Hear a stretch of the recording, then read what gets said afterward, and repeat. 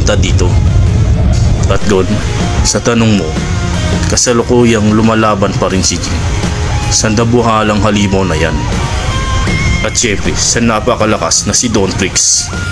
Yan nga ang paliwanag ni Razor dito kay Lagon at kay Lua sa nangyayaring labanan sa pagitan ni Jing at Don Trix.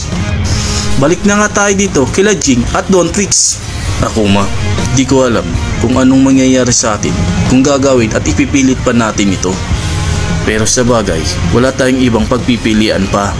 Di ko alam kung anong binabalak mo, pero sa palagay ko, pagod na ang katawan mo. Babala din naman ni Akuma dito kay Jing.